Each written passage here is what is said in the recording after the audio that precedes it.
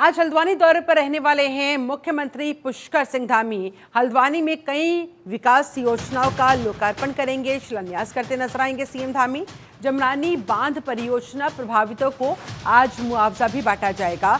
अपने इस हल्द्वानी दौरे के दौरान मुख्यमंत्री पुष्कर सिंह धामी की तरफ से ये मुआवजा वितरित किया जाएगा जमरानी बांध परियोजना प्रभावितों को। तो इस तरह से आज का दौरा मुख्यमंत्री पुष्कर सिंह धामी का हल्द्वानी का रहेगा। हल्द्वानी में आज सीएम धामी की मौजूदगी रहेगी। कई विकास परियोजनाओं का लोकार्पण करते नजर आएंगे, शिलान्यास करते नजर आएंगे।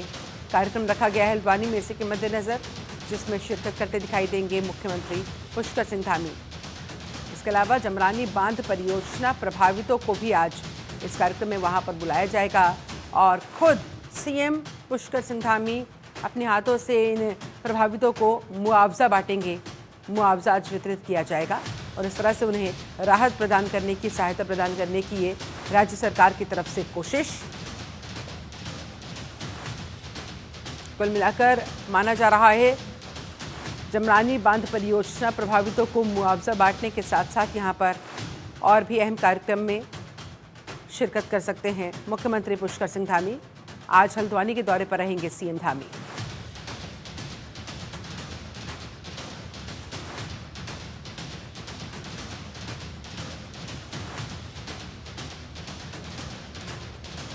तो उत्तराखंड के मुख्यमंत्री की आज मौजूदगी हल्द्वानी के अंदर रहने वाली है।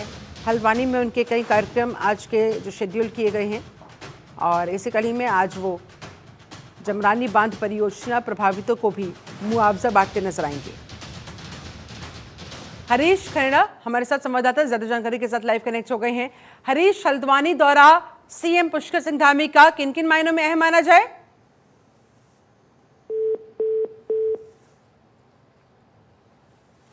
लगता है कनेक्शन हमारा कट गया है, तो मौजूदगी आज सीएम धामी की हल्द्वानी में रहेगी। हल्द्वानी का ये दौरा आज का उनका काफ़ी महत्वपूर्ण, कई सारे कार्यक्रम शेड्यूल्स है और उनमें कई योजनाओं का लोकार्पण करते नजर आएंगे, शिलान्यास करते नजर आएंगे मुख्यमंत्री पुष्कर सिंह धामी। हरीश खरेड़ा एक बार फिर से हमारे साथ जुड़ गए हैं। हरीश, हल्द्वानी दौरा सीएम धामी का आज जो होने वाला है, किन किन मायनों में अहम माना जाए? कितने बजे से वहां पर कार्यक्रम की शुरुआत हो जाएगी सीएम की?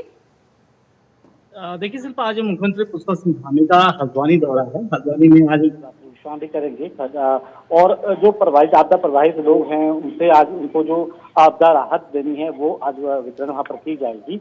और इसके अलावा जो एमजेपी कॉलेज है वहाँ पर भी कार्यक्रम है और वहाँ पर भी मुख्यमंत्री पहुंचेंगे हल्द्वानी में। तो आज पूरे दिन भर की अगर बात करें तो 2:40 पर मुख्यमंत्री हल्द्वानी में पहुंचेंगे और तमाम जो विकास योजनाएं हैं उनका शिलान्यास और लोकार्पण भी किया जाएगा। इसके अलावा बड़ी सौगात भी हल्द्वानी वासियों को दी जाएगी और साथ ही साथ जो आपदा प्रभावित लोग हैं उनको राहत के जो चेक हैं वो वितरित किए जाएंगे। लोगों को राहत जो मुआवजा है वो दिया जाएगा। जी, कौन कौन सी परियोजनाओं का शिलान्यास और लोकार्पण, इस बारे में क्या जानकारी और कितने बजे फिर आज के इन तमाम कार्यक्रमों का समापन हो जाएगा? हल्द्वानी दौरे से कब वापसी होगी फिर सीएम धामी की? देखिए कीजिएगा, आज मुख्यमंत्री का हल्द्वानी दौरा है और हल्द्वानी में मुख्यमंत्री पहुंचेंगे और सबसे पहले बात हल्द्वानी में पहुंचने वाले हैं। उनका कार्यक्रम 1 बजे का है और उसके अलावा मुख्यमंत्री ने कई ऐसी विकास योजनाएं हैं, चाहे वो सड़कों का निर्माण, क्योंकि आपदा में बहुत ज्यादा क्षति प्रदेश के इस जिले को भी पहुंची है, हल्द्वानी नैनीताल जिले को पहुंची है। इसके अलावा जो नैनीताल के आसपास के जो लोग हैं जहां पर आपदा बहुत ज्यादा आई थी वहां पर के लोगों को आज उनको आपदा मुआवजा भी दिया जाएगा, उनको आज चेक वितरण किए जाएंगे, उनको राहत देने का काम मुख्यमंत्री करेंगे। रात्रि विश्राम भी उनका हल्द्वानी में होगा और कल उनकी वापसी देहरादून होगी। जी बिल्कुल, चलिए हरीश, आप हमारे साथ बने रहे, आगे भी आपसे बातचीत जारी रखेंगे। बात अगली बड़ी खबर की, केदारनाथ आपदा के लिए राहत पैकेज जारी किया गया। बता दें आपको, सीएम धामी ने 48 करोड़ 36 लाख का पैकेज जारी किया है। पीडब्ल्यूडी की 29, सिंचाई विभाग की 12 योजनाएं इनमें शामिल है। केदार घाटी में 31 जुलाई को दरअसल आपदा आई थी, सब कुछ वहां पर तबाह हो गया था। कई रास्ता और कई सारे रूट ऐसे थे जो पूरी तरह से खत्म हो गए थे, खराब हो गए थे, बर्बाद हो गए थे। उत्तराखंड की केदारनाथ विधानसभा सीट पर नवंबर महीने में उपचुनाव भी कराया जा सकता है। उससे पहले ही धामी सरकार केदारनाथ की जनता के लिए ये बड़ी सौगात देने जा रही है। सीएम धामी ने केदार घाटी में 31 जुलाई को हुई भारी बारिश के चलते केदारनाथ धाम पैदल यात्रा मार्ग, सड़क मार्ग, अन्य स्थानों पर हुई क्षति को ठीक करने और पुनर्स्थापना कार्यों के लिए तकरीबन 48 करोड़ 36 लाख रुपए की धनराशि जारी की है। इसके अलावा विकासखंड अगस्त्य मुनि के अंदर गढ़ी से धरतोलिया मोटर मार्ग के 4.5 किलोमीटर सुधारीकरण और डामरीकरण कार्य के लिए भी 3 करोड़ 68 लाख की स्वीकृति मिली है। 31 जुलाई को केदार घाटी में हुई भारी बारिश के बाद से मुख्यमंत्री पुष्कर सिंह धामी लगातार मौजूदा स्थिति की अपडेट लेते आ रहे हैं। गढ़वाल कमिश्नर समेत आपदा सचिव को भी मॉनिटरिंग की जिम्मेदारी दी गई है। जिलाधिकारी सौरभ गहरवार के नेतृत्व में लोक निर्माण विभाग और सिंचाई विभाग विपरीत परिस्थितियों के बीच लगातार आपदा सुरक्षा और पुनर्स्थापना कार्य को अंजाम दिलवा रहे हैं। बता दें आपको, केदार घाटी में 31 जुलाई को जो अतिवृष्टि हुई थी, जबरदस्त जो बारिश भी हुई थी, केदारनाथ सड़क और पैदल मार्ग कई जगहों पर क्षतिग्रस्त हो गया था। पैदल मार्ग 29 स्थानों पर क्षतिग्रस्त हुआ, जबकि सड़क मार्ग भी वॉश आउट हो गया था। हरीश खंडा लगातार हमारे साथ जुड़े हुए हैं। हरीश, 48 करोड़ से ज्यादा की ये बड़ी सौगात क्या माना जाए? कैसे उत्तराखंड में विकास के पंखों को और उड़ान मिलने वाली है? बिल्कुल, देखिए शिल्पा, जिस तरह से मुख्यमंत्री पुष्कर सिंह धामी की बात करें तो तमाम उन आपदा इलाकों में जहां पर आपदा इस बार मानसून के दौरान आई थी, वहां पर उन्हें स्थलीय निरीक्षण किया है। लोगों को राहत देने के लिए तत्काल वहां पर मुख्यमंत्री पहुंचे हैं। और यही नहीं, बल्कि जो अगर हम केदारनाथ की बात करें तो केदारनाथ में जो 31 जुलाई को जो यहाँ पर जो सैलाब आया था, उससे बहुत ज्यादा इस क्षेत्र को नुकसान हुआ था। तमाम जगहों की अगर हम बात करें यात्रा पड़ाव में, चाहे वो अगस्त्य मुनि से हो या फिर सोन प्रयाग हो, इन तमाम जगहों पर जो नुकसान यहाँ पर हुआ था उसको कहीं न कहीं उसे कम करने के लिए, उसे राहत करने के लिए और उसको तुरंत गति से उसे ठीक करने के लिए मुख्यमंत्री की तरफ से लगभग 48 करोड़ रुपए का जो पैकेज है इस क्षेत्र को दिया गया है, केदारनाथ क्षेत्र को दिया गया है। तो निश्चित तौर पर यहाँ जिस तरह से सरकार की जो पूरी जो कोशिश है कि जो चारधाम यात्रा का जो मुख्य पड़ाव है उसे दुरुस्त किया जाना है। और अगर हम बात करें केदारनाथ की, तो केदारनाथ में 48 करोड़ से लेकर के जो यहाँ पर जो बजट बनाया गया है सरकार के लिए, तो ये इसमें तमाम विभाग हैं, पीडब्ल्यूडी विभाग है, सिंचाई विभाग है, जो पैदल रास्ते हैं वो उसे भी यहाँ पर दुरुस्त किया जाना है, पेयजल है। तो सभी जगहों पर जो आपदा से जो नुकसान हुआ है उसे कहीं न कहीं उसे इससे पहले भी मुख्यमंत्री ने एक मीटिंग यहाँ पर की थी, उसमें उन्होंने सीधे तौर पर ये कहा था कि जहां पर नुकसान आपदा में हुआ है उसे त्वरित से उसे ठीक किया जाए। और यही कारण है कि इस बार बहुत जल्द में मुख्यमंत्री ने एक बड़ा फैसला लिया है और एक बड़ी राहत देने का काम केदारनाथ के लोगों के लिए किया है। पैसा तो सैंक्शन हो गया है, मंजूरी मिल गई है, ये बड़ी सौगात मिलने वाली है, लेकिन अब तेजी के साथ ग्राउंड जीरो पर उतरकर अधिकारियों को काम को अब आगे बढ़ाना होगा। अब आगे उनकी जिम्मेदारी। बिल्कुल, आपने बिल्कुल सही कहा, पैसा अमुक्त कर दिया गया है और बहुत जल्द जो निर्माण कार्य है, पुनर्निर्माण कार्य है, वो यहाँ पर शुरू होने जा रहा है। चाहे वो पीडब्ल्यूडी की टीम करें, सिंचाई की करें, लघु सिंचाई की कहें, सभी जो विभाग हैं यहाँ पर मिलजुल करके काम करेंगे, क्योंकि मुख्यमंत्री के आदेश हैं और इसे टाला नहीं जा सकता। ऐसे में तमाम जगहों पर मुख्यमंत्री जहाँ जहाँ भी आपदा ग्रस्त इलाके रहे हैं वहाँ पर राहत देने का काम कर रहे हैं। और बड़ी बात है कि उत्तराखंड की जो केदार वैली है, केदार वैली में क्योंकि यहाँ पे यात्रा भी चलती है, यात्रा होने के साथ साथ जो देश दुनिया से जो आने वाले लोग हैं उनको भी सहूलियत मिल सके, और इसी लिहाज से आज मुख्यमंत्री ने एक बड़ी जो राहत पैकेज है केदार, और जिन लोगों ने इस तबाही को झेला, इन परेशानियों को झेला, उनके लिए बहुत बड़ी राहत वाली बात। चलिए, बहुत शुक्रिया आपका हरीश खरेड़ा इस पूरी बातचीत के लिए, जानकारी के लिए। बढ़ेंगे आगे। देहरादून में हिमालयन सांस्कृतिक केंद्र में भारतीय मानक ब्यूरो द्वारा आयोजित विश्व मानक दिवस कार्यक्रम में सीएम धामी ने हिस्सा लिया। इस दौरान उन्होंने कहा कि विकसित भारत संकल्प को पूरा करने के लिए मानक ब्यूरो बहुत महत्वपूर्ण भूमिका अदा कर सकता है, क्योंकि भारतीय उत्पाद केवल अंतर्राष्ट्रीय स्तर पर ही ना हो, बल्कि वो अंतर्राष्ट्रीय स्तर से भी ऊंचे स्तर के होने चाहिए। ये हम सबको ध्यान में रखना होगा। इसमें सिर्फ मानक ब्यूरो की भूमिका बहुत महत्वपूर्ण मानी जा सकती है। शुरुआत वहां से हो सकती है, उसके बाद फिर हम लोग अपने अपने स्तर पर भागीदारी निभा सकते हैं। सभी अधिकारीगण है, कर्मचारीगण है, मैं पूरे BIS के सभी को मैं बधाई देता हूँ, सबको शुभकामनाएं देता हूँ। और ये हमारे प्रधानमंत्री जी का जो आत्मनिर्भर भारत का और विकसित भारत का संकल्प है। विकसित भारत के संकल्प को पूरा करने के लिए हमारा ये मानक ब्यूरो बहुत महत्वपूर्ण भूमिका अदा कर सकता है, क्योंकि जो हमारे भारतीय उत्पाद हैं, हमारे प्रोडक्ट हैं, वो प्रोडक्ट केवल अंतर्राष्ट्रीय स्तर के ही न हो, बल्कि वो अंतर्राष्ट्रीय स्तर से भी उच्च स्तर के हों, उनमें से भी सबसे अच्छे हों। तो उसमें सबसे महत्वपूर्ण भूमिका अगर कोई निभा सकता है तो भारतीय मानक ब्यूरो ही निभा सकता है। इसलिए हमको अपने सभी उत्पाद और सभी प्रकार के जितनी प्रकार की गतिविधियां हैं, हमारे सरकारी डिपार्टमेंट हैं, अन्य कृषि के क्षेत्र में, अन्य क्षेत्रों में, प्रशासन के क्षेत्रों में इनका उपयोग करना चाहिए और अच्छे से अच्छे स्टैंडर्ड हमको बनाने चाहिए। हम संकल्प लें कि हम हर क्षेत्र में अपने स्टैंडर्डों को बिल्कुल उच्च स्तर का बनाएंगे। वहीं राष्ट्रीय स्वास्थ्य मिशन उत्तराखंड प्रदेश की जनता को स्वास्थ्य के प्रति जागरूक करने को लेकर नए नए तरीके अपना रहा है। इसी क्रम में एनएचएम उत्तराखंड में लोकप्रिय खेल क्रिकेट के जरिए जागरूकता बढ़ाने की प्रयास हो रहा है। आज से उत्तराखंड हेल्थ प्रीमियर लीग की शुरुआत भी हो गई। इस लीग का स्वास्थ्य मंत्री डॉक्टर धन सिंह रावत ने शुभारंभ किया। इस हेल्थ प्रीमियर लीग की खास बात यह है कि इसके मैच सरकारी विभागों की 8 टीमों के बीच खेले जाएंगे। ये हेल्थ प्रीमियर लीग 14 अक्टूबर से शुरू होकर 20 अक्टूबर तक महाराणा प्रताप स्पोर्ट्स कॉलेज में आयोजित किया जाएगा। स्वास्थ्य मंत्री डॉक्टर धन सिंह रावत के मुताबिक पहली बार स्वास्थ्य विभाग ने इस तरह के किसी लीग का आयोजन करवाया है। हेल्थ प्रीमियर लीग का आयोजन करवाया जा रहा है, जिसमें ये सरकारी विभागों की 8 टीमें भाग ले रही है। टीमों को जो थीम दी गई है वो ये सारी टीमें उसकी ब्रांड एम्बेसडर होंगी। अलग अलग थीम का प्रचार प्रसार यहाँ पर किया जाएगा इन टीम्स के माध्यम से। और साथ ही उन्होंने कहा कि स्वस्थ उत्तराखंड होना चाहिए, ये हम सबकी जिम्मेदारी बनती है। इसी को लेकर ये हेल्थ प्रीमियर लीग काफ़ी महत्वपूर्ण मानी जा रही है, ताकि लोगों को जागरूक किया जा सके, उनको अपनी सेहत के बारे में, इसकी इम्पोर्टेंस के बारे में समझाया जा सके। इसे देखते हुए तमाम जिलों में भी क्रिकेट, वॉलीबॉल, फुटबॉल की प्रतियोगिताएं आयोजित करवाई जा रही है। खेलों के जरिए स्वस्थ रहने का संदेश बेसिकली यहाँ पर देने का प्रयास है।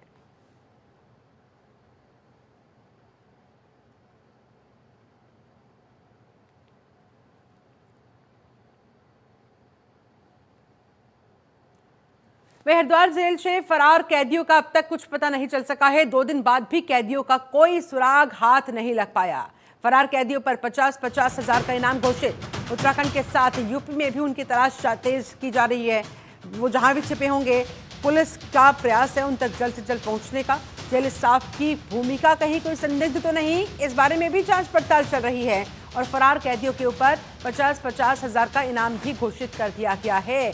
उत्तराखंड में छिपे हो सकते हैं, वो उत्तर प्रदेश में कहीं छिपे हो सकते हैं। इसके मद्देनजर अलग अलग टीमों का गठन किया गया है। पुलिस की टीम अलग अलग राज्यों के अंदर, अलग अलग दिशाओं के अंदर फिलहाल इन्हें सरगर्मी से तलाश रही है।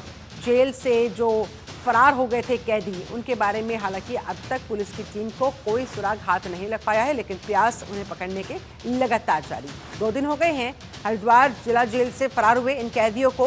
2 दिनों तक अब तक कोई क्लू इनके बारे में नहीं हाथ लगा है पुलिस लेकिन प्रयास कर रही है। उत्तराखंड में भी इन्हें ढूंढा जा रहा है, यूपी में भी टीमें लगाई गई है इनको सर्च करने के लिए। संजय पुंडीर संवाददाता ज्यादा जानकारी के साथ लाइव कनेक्ट हो गए हैं। संजय, 2 दिन हो गए जेल से फरार कैदियों के बारे में कुछ सुराग हाथ नहीं लग पाया है, क्या कहना है पुलिस अधिकारियों का? देखिए शिल्पा, लगातार ही इन फरार आरोपियों की तलाश पुलिस कर रही है। हालांकि उत्तराखंड से लेकर यूपी तक लगातार दबिश दी जा रही है।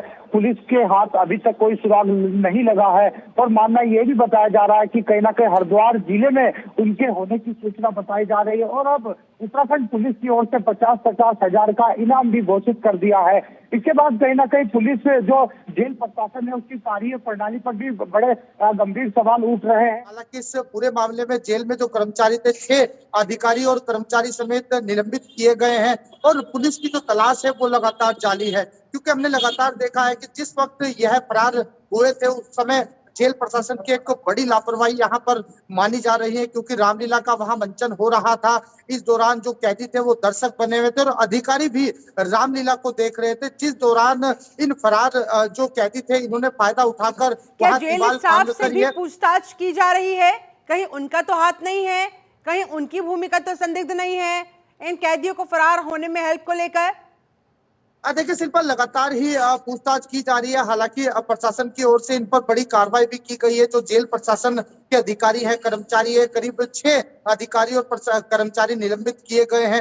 हालांकि हर पहलुओं पर जांच की जा रही है, क्योंकि हम लगातार देख रहे हैं कि उत्तराखंड के साथ साथ यूपी पुलिस भी प्रयास कर रही है जी। कि ये कैदी जल्द से जल्द पकड़े जाए, क्योंकि हम लगातार देख रहे थे एक इनमें ये जो अपहरण कैदी का। फरार हुए ये कहाँ के रहने वाले, कहाँ जाकर ये छिप सकते हैं? अपने परिजनों से संपर्क कर सकते हैं क्या? उनके नंबर्स भी ट्रैक किए जा रहे हैं? कैसे प्रयास चल रहे हैं इन्हें पकड़ने के लिए? देखिए शिल्पा, एक जो आरोपी था वो रुड़की का रहने वाला था, जो हत्या में कहीं ना कहीं यहाँ आजीवन कारावास इसको सजा मिली थी। इसके अलावा एक उत्तर प्रदेश का रहने वाला था। दोनों के ही जो सगे संबंधी हैं उनके नंबर भी ट्रेस पर लगाए जा रहे हैं। जो रुड़की का पंकज है उसकी बहन और बहनोई से मिलने की भी सूचना है, पुलिस को इनपुट मिल रहे हैं। हालांकि हमारी हरिद्वार के जो वरिष्ठ पुलिस अधीक्षक है उनसे हमारी बात हुई है, उनका यही कहना है कि जल्द से जल्द इनको पकड़ लिया जाएगा। अब देखने वाली बात होगी कब तक पुलिस को सफलता हाथ लगती है, क्योंकि जो कहीं ना कहीं हत्या का आरोपी है और जिस जो गवाह उस समय रहा होगा हत्या मामले में, उसकी भी कहीं ना कहीं सुरक्षा बढ़ा दी है। अब कहा यही जा रहा है कि पुलिस की पुलिस नाक के जल्द से जल्द नीचे इनको से जेल के अंदर से ये कैदी फरार हुए हैं। ऐसे में जाहिर तौर पर पुलिस की साख पर ये बट्टा लगता हुआ, ऐसे में पुलिस की तरफ से जाहिर तौर पर कोशिश की जाएगी जल्द से जल्द इन्हें पकड़कर वापस से सलाखों के पीछे भेजने की। बहुत शुक्रिया आपका संजय पुंडीर, इस पूरी बातचीत के लिए, जानकारी के लिए धन्यवाद आपका। बढ़ेंगे आगे। तंजानिया का 22 सदस्यीय प्रतिनिधि मंडल हरिद्वार पहुंचा हुआ है। उद्योगपतियों की संस्था सिडकुल मैन्युफैक्चरिंग एसोसिएशन के बुलावे पर हरिद्वार पहुंचे तंजानिया सरकार के मंत्री और उद्योगपतियों ने स्थानीय उद्यमों के साथ बातचीत की, संवाद किया। इंटरनेशनल इंपोर्ट एक्सपोर्ट को बढ़ावा देने के मकसद के साथ सिडकुल मैन्युफैक्चरिंग एसोसिएशन की तरफ से पहल की गई है। इस समिट में हरिद्वार के डीएम भी मौजूद रहे। उद्योगपतियों का इस दौरान कहना था कि तंजानिया में व्यापार की बहुत संभावनाएं हैं।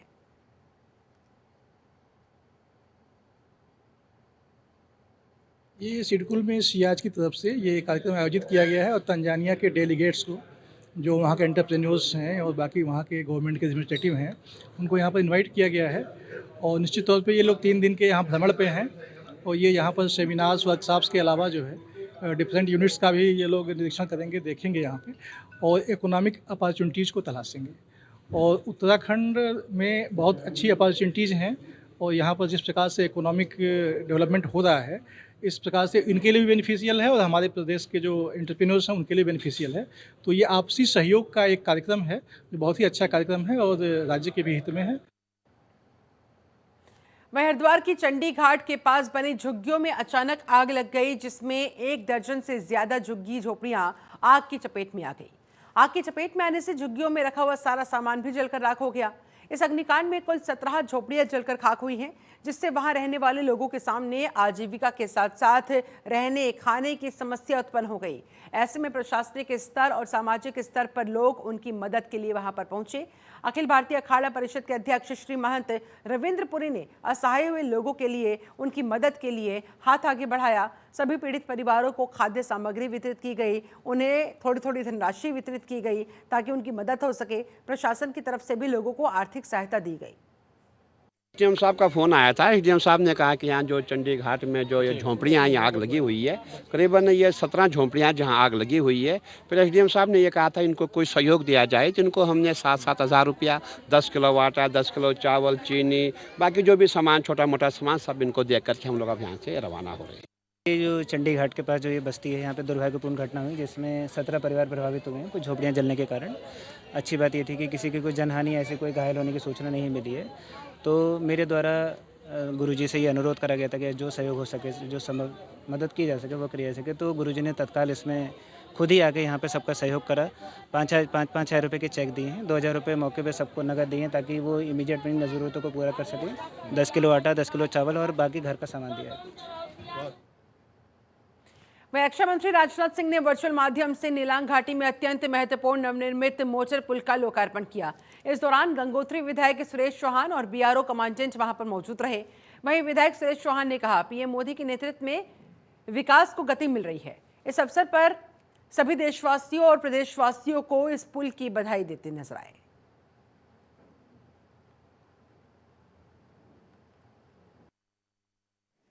आर्मी को और जो बन चुके हैं उनको जो है उनका विधिवत उद्घाटन हुआ। और मैं यहाँ पर आज हमारे यहाँ पर जो BRO के कमांडर हैं श्री श्रीवास्तव जी, आज जो हमारा यहाँ पर जो कच्छा सेतु पुल बनकर तैयार हुआ, और मैं BRO की पूरी टीम को भी बधाई देता हूँ और माननीय राजनाथ सिंह जी का और अपने देश के यशस्वी प्रधानमंत्री माननीय मोदी जी का आभार व्यक्त करता हूं कि जो उनकी सोच है, जो उनका विज़न है कि हमारी सीमाएं, हम सीमाओं तक कैसे सड़क से पहुंचे, उसका जीता जागता उदाहरण जो हमारा एक कच्छा ब्रिज था। बहुत डिफ़िकल्ट स्थिति यहाँ पर थी और BRO की टीम ने बहुत अच्छा काम किया। 18 में ये काम शुरू हो गया था और आज जो है 24 में ये बनकर तैयार, और इसका विधिवत जो है माननीय राजनाथ सिंह जी के द्वारा वर्चुअल बैठक के माध्यम से इसका जो है उद्घाटन किया गया। ब्रिज है जिसकी लंबाई 65 मीटर है और ये हमारा सितंबर 2018 में शुरुआत हुई थी। यहाँ की भौगोलिक परिस्थितियों को देखते हुए हमने केवल 6 महीने का जहाँ पे काम करने को मिलता है, हमने इसे सितंबर 2024 में काम किया। इससे हमारा जो नेलांग वाइब्रेंट विलेज है, वो जड़ांग वाइब्रेंट विलेज है, वो हमारा कनेक्ट हो रहा है और इससे टूरिस्ट संभावनाएं काफ़ी बढ़ जा रही हैं। धन्यवाद। उद्घाटन में माननीय विधायक जी ने अपनी गरिमामय उपस्थिति दर्ज की। इस 75 परियोजनाओं का उद्घाटन माननीय रक्षा मंत्री जी ने सिक्किम से किया है और यहाँ पे अपनी गरिमामय उपस्थिति माननीय विधायक श्री सुरेश जी चौहान जी ने हमें अपनी देकर के हमें अनुग्रहित किया है। हरिद्वार में गंगा का वार्षिक क्लोजर शुरू हो गया। दशहरे की आधी रात से गंगा नहर को बंद कर दिया गया है। दरअसल सिंचाई विभाग उत्तर प्रदेश के द्वारा हर साल गंगा नहर की मरम्मत होती है, गंगा घाटों की साफ सफाई होती है और इसीलिए वार्षिक क्लोजर यहां पर किया जाता है। इस बार दशहरे की आधी रात से शुरू हुआ ये क्लोजर 30 अक्टूबर तक चलेगा। 30 अक्टूबर की आधी रात को गंगा नहर को खोल दिया जाएगा। इस दौरान पवित्र हर की पौड़ी पर भी जल की मात्रा बहुत कम रहती है। सिंचाई विभाग उत्तर प्रदेश के अधिकारियों के मुताबिक गंगा नहर की मरम्मत के लिए वार्षिक क्लोजर किया जा रहा है।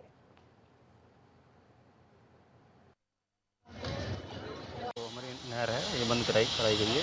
ये हर साल कराई जाती है, दशहरा से और दीपावली के बीच में कराई जाती है। इससे जो अभी हमारे नहर के अंदर के रिपेयर वर्क हैं, जो भी हमारे डैमेज हो जाते हैं, उनको हम रिपेयर कराते हैं। और इस बार हमारा यहाँ हरिद्वार में कई हमारे मतलब प्रोजेक्ट चल रहे हैं, जिसमें हमारा VIP घाट का भी रिन्यूएशन होना है, जिसमें हमारे SS रेलिंग है, जो भी अंदर के काम है। ऐसे ही हमारा हरिद्वार डैम है, यहाँ पे भी हमारे काम होने हैं। भीमगढ़ बैराज में भी हमारे काम चल रहे हैं। तो ये सारे काम हम गंगाबंदी में कराएंगे इस बार। दूसरा, घर की पैड़ी पे जो हमारा पानी देने का वो इस बार भी हमारा काम चल रहा है। पीछे आपने देखा होगा पोगलन चल रही है, तो बंदा लगा रहे हैं कांगड़ा ब्रिज के नीचे। और हर की पैड़ी पे हम जो हमारी OSC है पुरानी अफरतिदारा, वहाँ से हम पानी यहाँ प्रॉपर देंगे और आरती के समय भी प्रॉपर पानी दिया जाएगा। वहीं जोशीमठ में निर्माणाधीन हेलंग मारवाड़ी बाईपास पर भारी भूस्खलन हुआ। पहाड़ी का एक बड़ा सा हिस्सा दरकने से मजदूरों ने भागकर वहां पर अपनी जान बचाई। एक मशीन भी क्षतिग्रस्त हुई है। जोशीमठ नगर से 12 किलोमीटर पहले निर्माणाधीन 5 किलोमीटर लंबे हेलंग मारवाड़ी बाईपास पर ब्लास्टिंग का काम चल रहा है, जिस दौरान यह हादसा हुआ।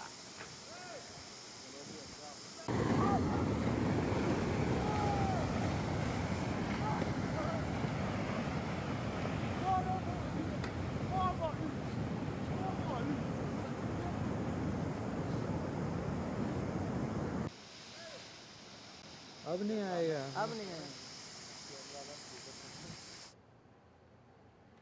उत्तराखंड की अहम खबरों में फिलहाल बस इतना ही। बने रहे जनतंत्र देवी के साथ। नमस्कार।